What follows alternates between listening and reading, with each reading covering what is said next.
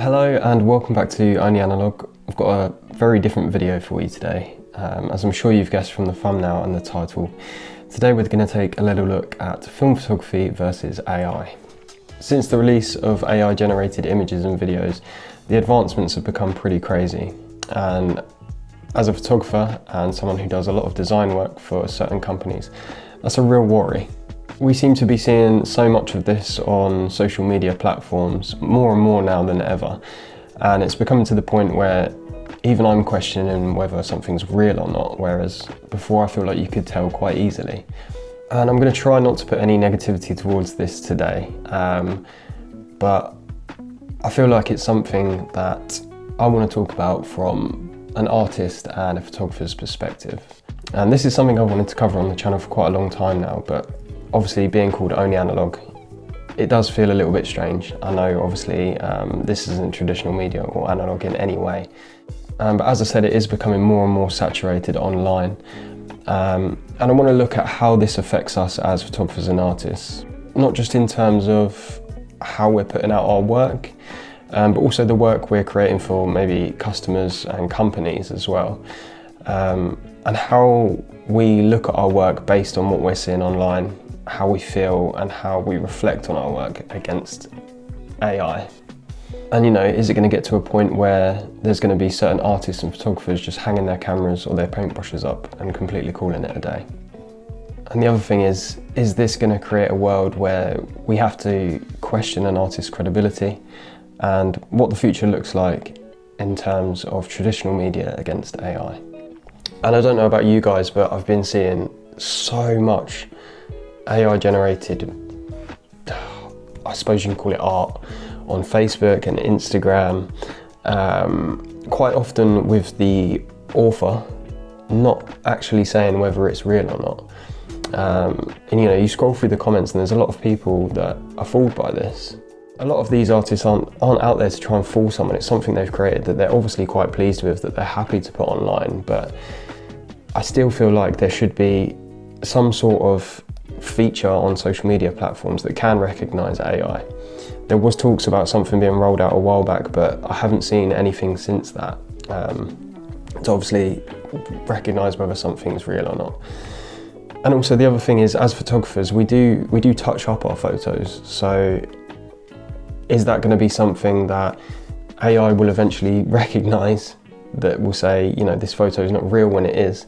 We've touched something up, we've done something to it, but something that is actually traditional media can be mistaken for something that's not. We're going to go through quite a lot today, and I'm already getting a bit overwhelmed in my own head about this, but as we go through today, we're going to ask a few questions along the way. I'm going to give you some of my thoughts and feelings on it as we go. But this is actually my first time doing this, so it's going to be very interesting. And I just want to point out again that this isn't to attack or defend any side of the argument. It's literally just to see a comparison. So what I'm going to do is use a few photographs that are featured on the channel over the years, and we're going to use some prompts based on that photo to see how close we can get to something.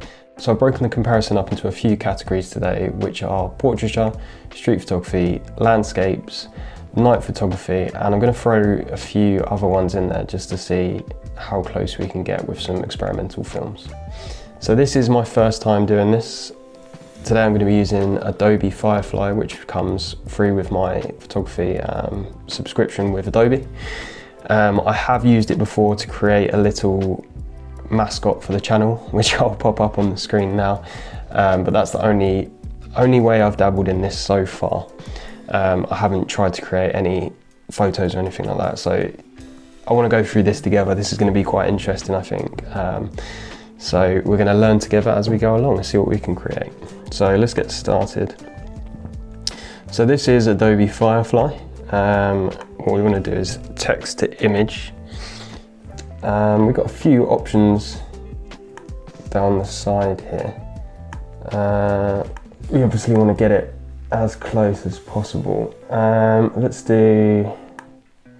We'll do landscape for now. Content type, we want to create a photo. So obviously you can use references here. I could upload obviously the ones that I'm going to be comparing to try and get it as close as possible, but I want to base it purely off prompts today. We've got a few other options here in effects. You can use bokeh. I suppose we want hyper realistic. I'm going to try that purely because we want it to look as real as possible, or as close to a film image as possible. I'm not going to touch any of these colour tones. I suppose we could use the black and white for a few of the black and white ones, but we'll see how we get on for now.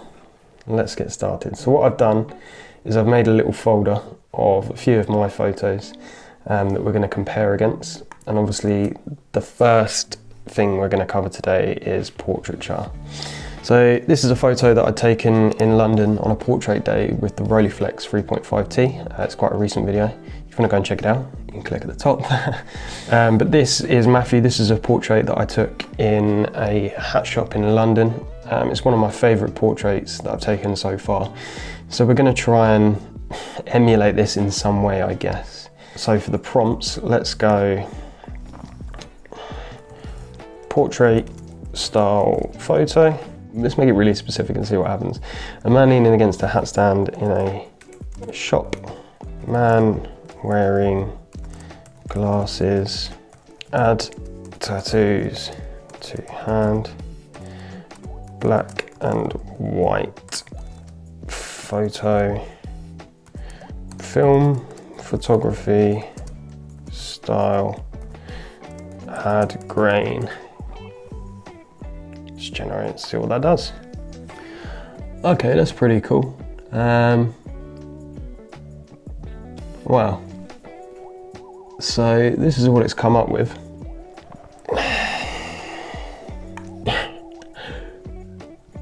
I mean, it's quite impressive. That's really cool. Obviously here, yeah, I've asked it for black and white. Obviously you can see a bit of sepia and brown tones coming through, but that's insanely impressive. I mean, yeah, it's really cool. Again, obviously you can see a bit of pink coming through here on the chest and on the hat. So this one I think is probably the closest to being the most realistic.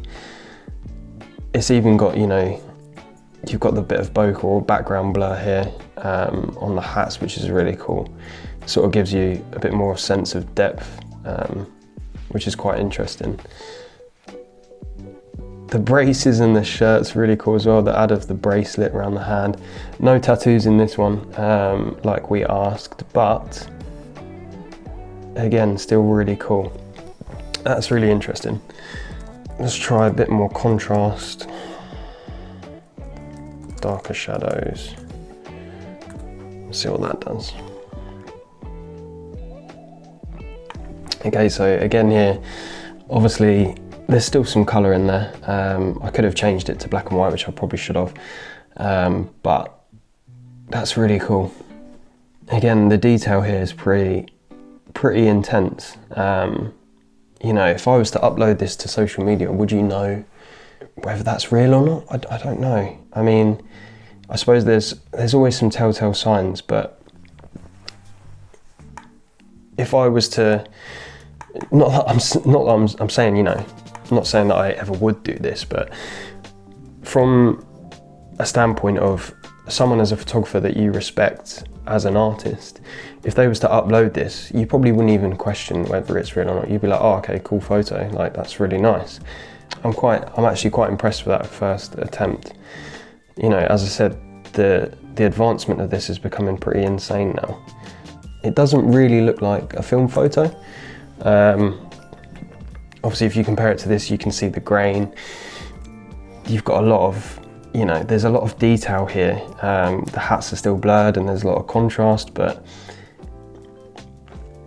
you know, even down to the point with the reflection in the glasses, I think that's, I'm really happy with this photo, and I'm gonna defend it against AI, but that's not that far off really. So let's try another one. So this is Lorenzo.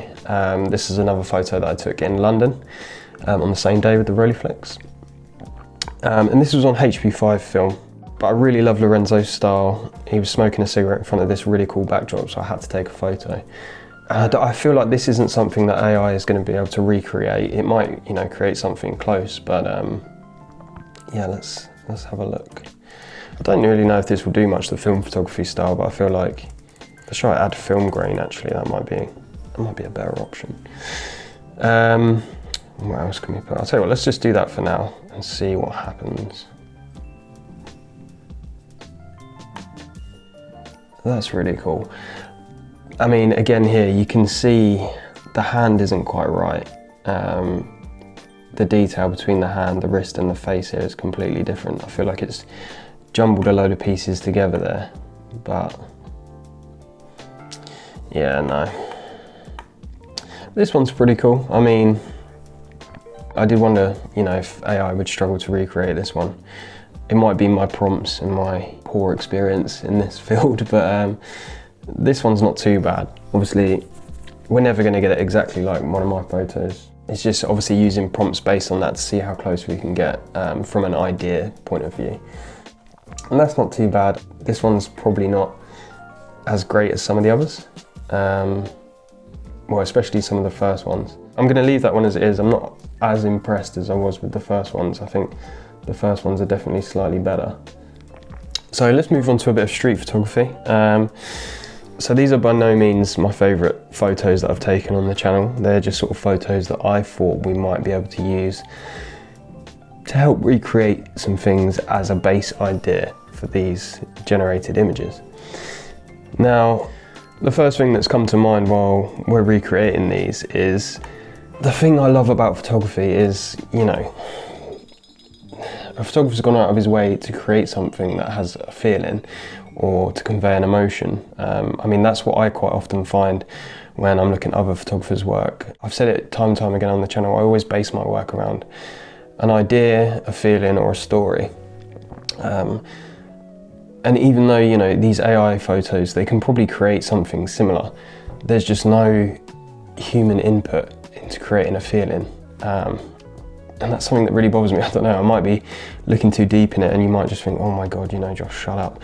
But it's something that I value as someone who's an artist or a photographer. They've put their hard work and their graft into this to create something beautiful. And that's just something that really bothers me with these AI photos. But let's try this next one, this street photography photo. So black and white film photography style photo. Let's start with that and see what happens this time. A long back alleyway, bin bags, a guy sat against the wall smoking. Let's put a long back alleyway in London. It'll probably add some, you know, ridiculous London landmark or something, but we'll try that. Okay, that's pretty interesting. Let's take a look at this one. That's really not too bad. I'm impressed by the floor. That's very London-esque. The brickwork's pretty good as well. I mean, this guy looks a bit out of place. I'm not really sure what's going on with his hand and his foot there. It looks like it's sort of like a motion blur, but yeah, the bin bags look really cool. It's obviously that long sweeping alley that we asked for. Pretty impressive. I mean, it's okay. That's probably the most impressive one and the closest to what we asked for, so let's download that and compare it. I don't know, maybe I'm such a rookie at this, I'm not putting in enough prompts, or AI is not as advanced as I may have thought. Let's add grain and contrast. Again, it's just not getting the faces and the hands quite right. I think it kind of struggles with the smoking a cigarette. I think that's the part that's really throwing it off. This is quite cool though with the back turned, I like that. Probably something as a street photographer I might consider taking a photo of just as a quick snapshot with the bins in the foreground here. It's nice layering considering it's been made by AI. We'll download that one. and then we'll move on to this one. I thought some of these might be quite interesting just to see, you know, maybe throw a few curveballs into the mix with the prompts with AI. Again, this is another shot that I'd taken in London. This is on Cinestill. This is on Cinestill Black and White XX or BWXX, whatever you want to call it. This was down at the South Bank Centre with a few skaters that I'd taken on a little street photography outing. So based on that, obviously we know the location. I imagine AI takes prompts from location. So if we put skateboarders at the South Bank skate park in London, let's just, I know it's obviously not simple, but you know, with just a couple of prompts, let's just see what it can create. So while that's loading, going back to this so-called feature that was talked about a while ago on social media platforms, where it would be able to tell whether an image was real or fake. Is that something that's going to be flawless, or is it going to be something that might mistake someone's genuine work for something that social media or AI deems as AI created? Is it just AI recognizing AI, or is it going to be some bits in there might not think about? So these ones, let's be honest, they're pretty crap. Let's take that out. So far I've sort of defeated my own argument. I think so far, obviously you can tell a lot of these are created by AI.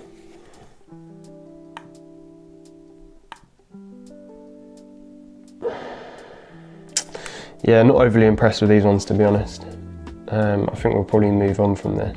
But as I said, you know, the other thing I wanted to cover was, are we going to have to question an artist's credibility? Something I spoke about obviously in the intro. But when you see something now, especially something that's absolutely incredible, like is a genuine, incredible photo, are you then gonna question the artist and be like, did you actually make this, or was it AI? Or have they taken a photo and then used AI to manipulate it slightly to improve it?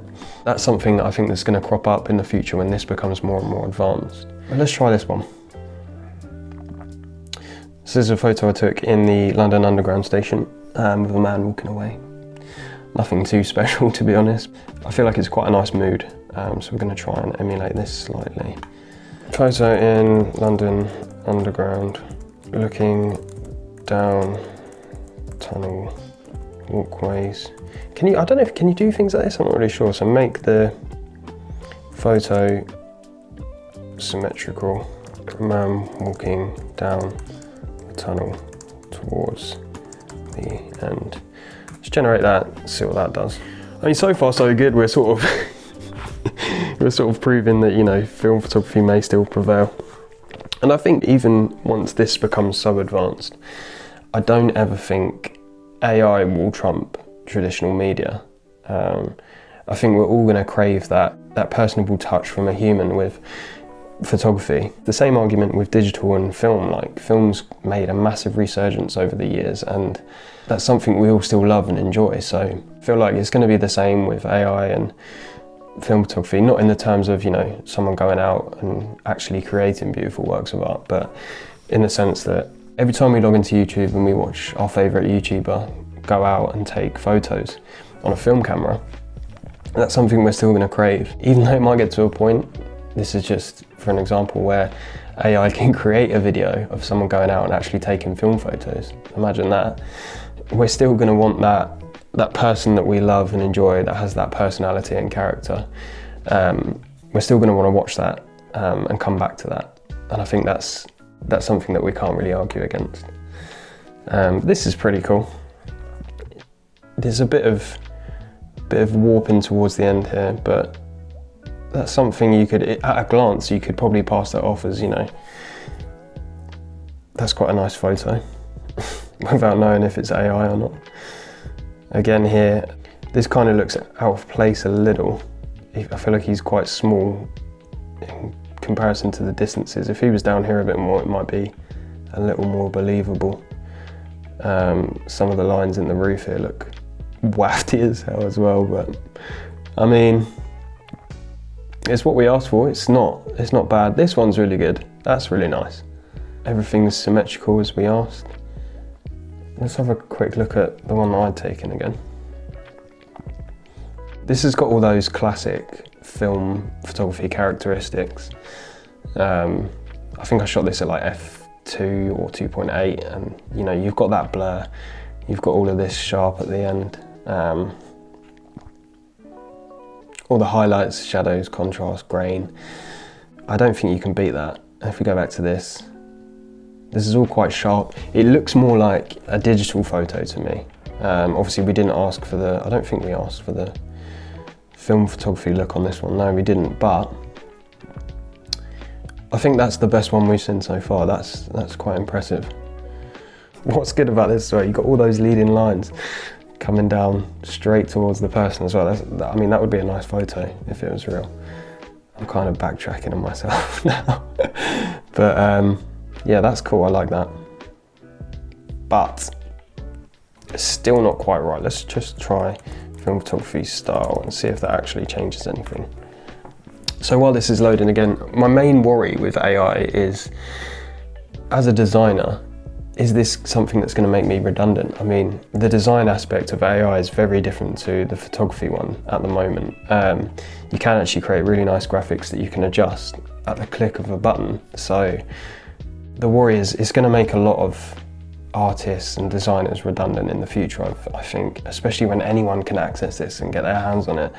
Any company could create exactly what they want in a few seconds, and that's something I worry about in terms of work. But eventually it's going to get to the point where these photos are going to get so good as well, we're going to have to worry about, you know, stuff for magazines or commission stuff that someone wants, and they're just going to be like, well, you know, we'll just create an AI photo, we'll save ourselves some money. But I don't think it will ever touch the classic books that you buy for street photography, or film photographers, or prints that you buy, or people you watch on YouTube. Going on to prints and actual traditional art, that's something that I think will be questioned as well. Not questioned, it will be challenged by AI eventually.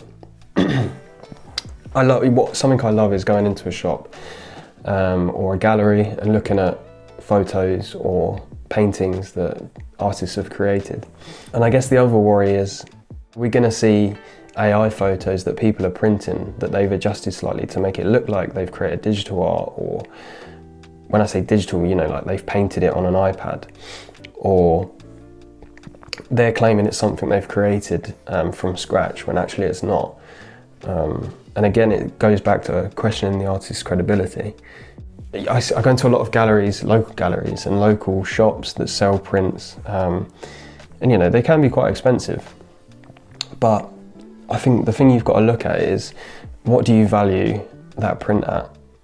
For me, it's the time the artist or the photographer's taken to put into that print, the graph, the idea they've had originally to put that into fruition. And that's something you buy into. You know, you buy into the photographer, you buy into the artist, you buy into the work they've put into it, the time they've put into it, the idea they've put into it. It could be a print of a tree with some birds flying over the top, with the sun hitting it just right, that they've spent days and days and days going back to the same spot to get that perfect photo. And not only that, they might have gone to the darkroom, they might have printed it. You know, it's all these things that they value and they pour that passion into. That's what you buy into when you're buying a print. Personally, that's what I think. That's worth the money. You're buying someone's creativity, you're buying into someone's passion. Not just because you may like the print, but for me, that's what would make me want to buy something. And now obviously with AI, eventually it might become, you know, we might be seeing AI prints in a shop and we wouldn't know, we'd be none the wiser if it was AI or not, because we trust that artist's credibility. So that's, you know, that's just something I think about as well from time to time. These are really cool though. That's quite interesting. I don't think that's far off. There's a nice contrast to that as well. That's, you know, that could be a digital photo for all we know. That's if you looked at that online and someone had posted it as a photographer, You might not question that. Yeah, I'm going to download that one. Right, so let's move on. We're going to go to landscapes now. So this is one I took this time last year. Me and Tom have actually just revisited this lighthouse in Wales. Absolutely stunning place. I don't think it's going to really recreate this too well, but we'll try. We're going to be really specific on this one and see what we can create. Golden. No, let's go none. Let's just go landscape photo. What is that? A shepherd's hut in the foreground. The sea and mountain range in the background. Add a lighthouse on an island. Let's do like Portraiture 400. Let's just whack that in there and see what that does.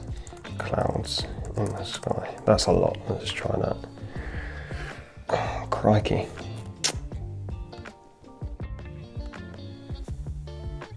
I mean,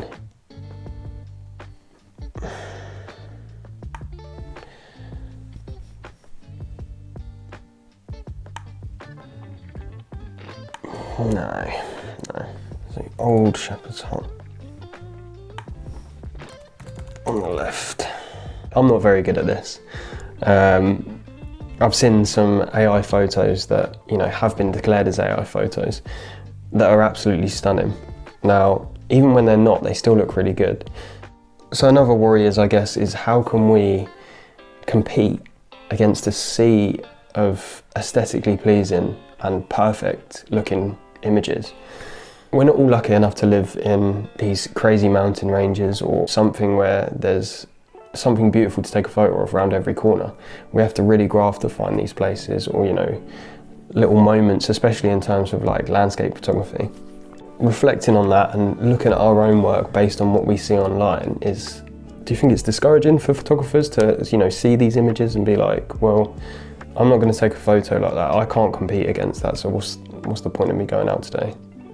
Is it going to deflate that feeling of wanting to pick up a camera and actually go out and create something when someone's going to scroll past it on Instagram, look at the first AI photo they see of this beautiful landscape and click like and carry on scrolling? Instagram culture is very much, you're scrolling through as quick as, you know, no one really stops to appreciate a photo on Instagram. I think that's a massive shame when someone's poured their heart into one of these photos that they're posting online that only gets a few likes. There's people on there that are just, they're looking for that aesthetically pleasing photo. And when a photographer can't compete against that, is that something that is going to become a problem? I try not to sort of overwhelm myself with the things that I see online. I quite often try and, you know, stick to a vision, stick to a plan, try not to recreate anything that I see online, or just go out with a completely open mind and just take photos of anything that I come across that I like. That way, obviously, you're not disappointed with what you're taking or comparing it against things that you see online. But again, you know, that's something else that I think about in terms of AI. With a sea of perfect images, how are we comparing ourselves against that? So let's have a look at these. That's not too bad. That's quite, I mean, the hut's really nice. The mountain with the fade's quite nice. That's quite cool, I like that. Again though, I just feel like there's too much separation between the details that you can kind of see. Maybe I'm picking it apart a bit too much, but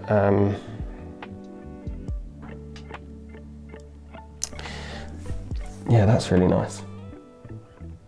That's quite cool. It's got that nice sort of evening sun, evening shadow look, you know what I mean? Like just before you hit that golden hour, casting a nice shadow across the side of the hut here with the light on one side. Same with the lighthouse and the mountains. Obviously it's got the shadow and the highlights in there, which is quite impressive really. I'm quite impressed with that. Obviously it was never going to look exactly like the one we're comparing it to, but as I keep saying, it's just an idea. We're seeing how far we can go with this. But that's really cool. Oh, we missed that one. No, I'm not a fan of that one. A bit too much sky as well. Compositionally. AI needs a lesson in composition. But yeah, that's not too bad. That's, even that, you know, that's... Right, let's move on. What else have we got? I don't think I'm going to do all of these. We'll try this one. This is quite an interesting one. This is a photo that I took in Greece while I was out there for my 30th birthday. Quite a lot going on. The car was definitely an added bonus as it came past. Very much, you know, spur of the moment shot. But I think it's really cool.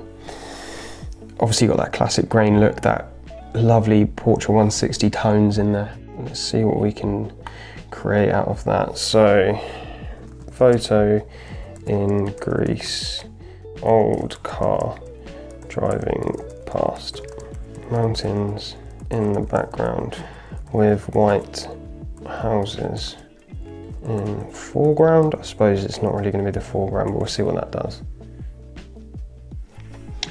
Okay, that's interesting.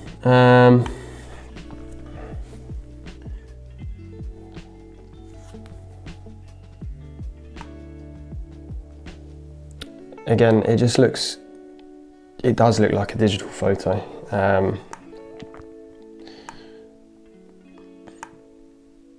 That's pretty cool, I like that. It's quite nice, but again, yeah. I'm gonna save that one for a bit of reference. We might come back to that. Let's do film photography style again. Portrait film look. Try that, see what happens. I feel like that's a little bit better. There's a nice it's almost like motion blur, but it's not quite right. It looks more like a painting in this right-hand side. But at a glance, it sort of looks like, you know, someone's quickly whipped the camera up and taken it. That's really cool, that's really nice. It looks more like a 35mm photo, if you ask me, than some of the others that we've looked at. Again, I love this, like, you know, it adds this sort of, these tones into the road, almost like brush marks where there's tyres and stuff been through. You know, the colours are slightly different, which I think is really impressive. Again, the shadows on the mountain and the little details are quite cool with this, even with this telegraph pole. Yeah. I don't like that one. I mean, the composition's cool, but this car just does not look right. Yeah, that one's quite nice. That's interesting. I feel like as we go through this, I'm selling myself more on this than, obviously not to fool people with, but I'm somewhat enjoying making these. Not that I'd do it for YouTube or anything like that, but you know, it is quite cool to see. It's not as impressive as I thought it was going to be. Maybe, I don't know, there's other AI generators out there that will create a much more, you know, detailed image than what I'm using on Firefly. Or again, maybe it's the prompts I'm using, but I might just do a couple more. I might do this lighthouse one. So again, this is in Wales at the Landwyn Lighthouse. A lovely black and white photo that I took on the Pentax 6.7 this time last year on some HP5. In the sea with a white lighthouse on the top of the island. Mountain range in background.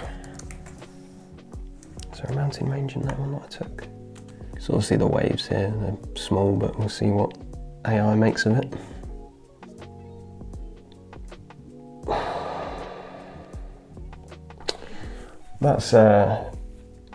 That's quite nice. Not quite black and white, but that's really cool as well. The waves look a bit off, in my opinion. It doesn't look, I don't know, it doesn't look quite right. Maybe I'm looking at it wrong. I mean, that's really nice, but I feel like I'm just picking them apart a bit too much now. That's really cool. That looks more like a film photo to me. And it's got that haze to it. It's got that sort of faded black and white look. The lighthouse doesn't look quite right, but yeah, that's a bit much. Compositionally, that's really nice. And I think that one's probably, that looks more to me like a black and white film photography shot than the others. Yeah. These ones, I'm not convinced it's going to be able to take a perfect night photo or fully understand what I'm after. So we'll try it. Let's base it on this one, I think. So this is what I took in Rye of Mermaid Street, a very famous street down in Rye in East Sussex. At night, a street light on the side of a wall, but a house behind it with a light on in one window. It's again very specific. Oh, I should have put night photography. That's quite cool. Definitely a night looking style photo.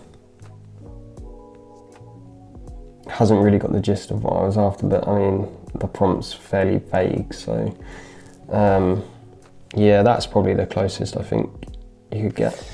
Let's just do another one just out of curiosity real quick. Night photography photo in black and white. Old street lamp casting a shadow. A man walking under the light. That's quite cool. I mean, it's got the shadow really nicely. The texture of the floor is really nice. This light is a bit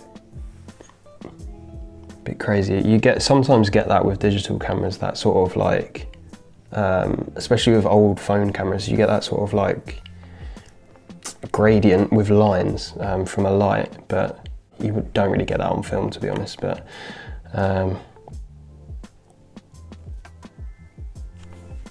you know, that's probably a photo that you could get away with taking at night. I'm not sure why this glares under the lamp, but there we go.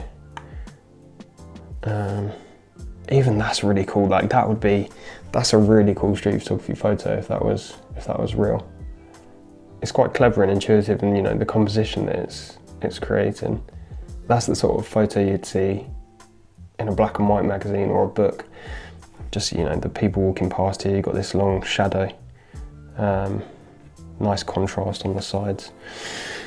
Yeah, that's quite impressive. I think that one's pretty cool if it didn't have these little gradient lines from the light. But that one's really cool. I'm quite impressed with that.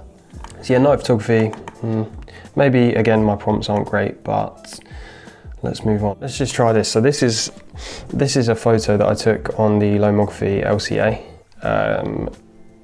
This is a camera that Lomography sent to us to trial, and I obviously thought it would only be right to put some Lomography purple, Lomo purple through the camera. And there was this old TV in the middle of the woods, and it just looked really cool. And obviously I had the Lomo purple loaded in, and I couldn't resist taking it. It just created this really sort of dystopian looking, weird, it just gave the whole photo this weird vibe. I think it looked really cool in black and white as well, but this is just one that I thought we'd get so close so far that I thought this one would be the one to throw it off.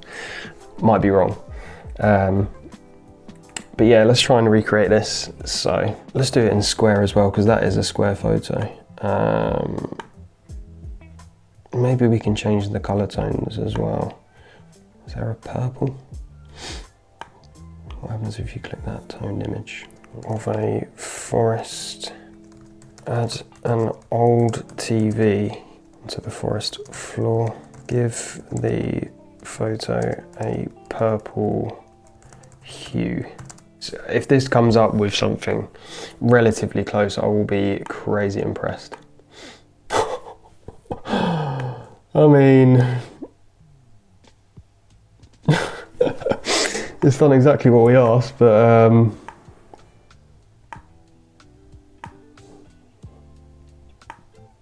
I mean, that's not far off really, I guess.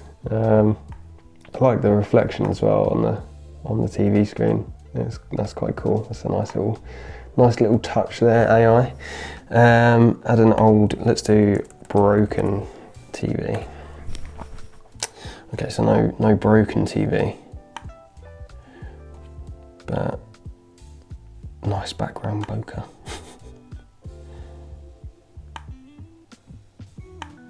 Yeah, I guess that's probably the closest it's gonna get. All the details on the floor is really cool. Little bush here. So yeah, overly impressed. I mean, some of these, you're gonna pass a lot of these as, if you pass them on social media, should I say, you might not question the legitimacy of it. For this one example, you know, that could quite easily be a shot taken on a digital camera or a film camera. You know, if you was to scroll past really quick, I don't think you'd hesitate to question it. But yeah, as I said in the intro, the idea of this today was not to cause an argument, it was not to see which one's best, it was just to sort of see how far we are along with this. I think the main things to take away from this is obviously, are we going to see an influx of this, not just on social media, but in our galleries and in our shops, to buy for prints? I think that's quite I'm on the fence with that one at the moment, but you know, eventually it might become a worry, where artists are going to get away with these sorts of things. I don't know. That's a bit of a controversial one, I think. The other thing is obviously how photographers and artists are feeling about seeing these perfectly aesthetically pleasing photos online, and how they're judging their own work based on that is another worry. The main worry for me is obviously, how far is this going to go, and is it going to take over from me being a designer?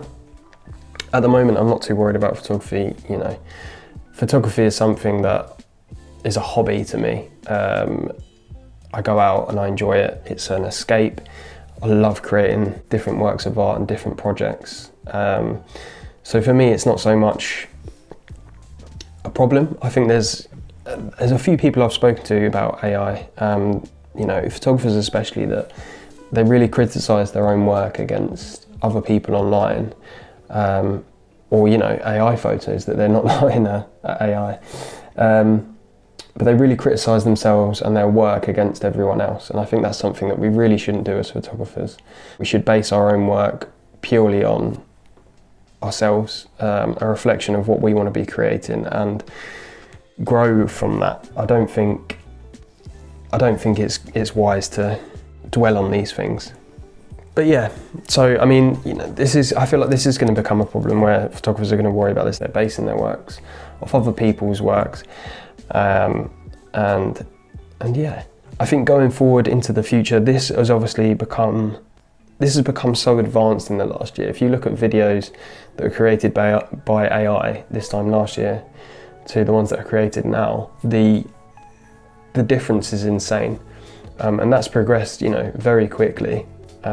So this time next year and the year after that, how far are we going to be along with this to really start worrying about it, and really have to question the things that are real and what's not just in our lives as photographers and designers, but our lives as, you know, what we see in the news, what we see on social media.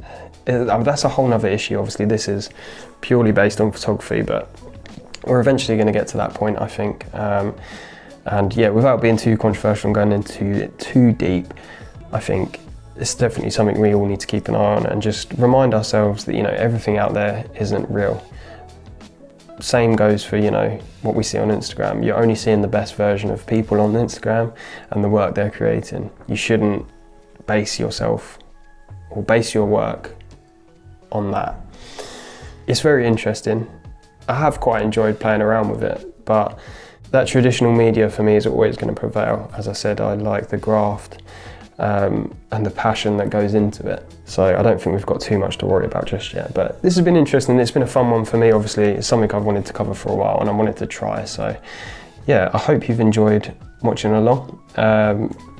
Let me know in the comments if there's anything you're particularly worried about, or if there's something you want to add to something I might have missed. Thanks very much for watching today. Me and Tom have got some really exciting videos coming up. We've just completed a trip in Wales, so we've got loads and loads of content coming for you very, very soon. But happy shooting, stay safe, and I'll catch you very, very soon in the next one.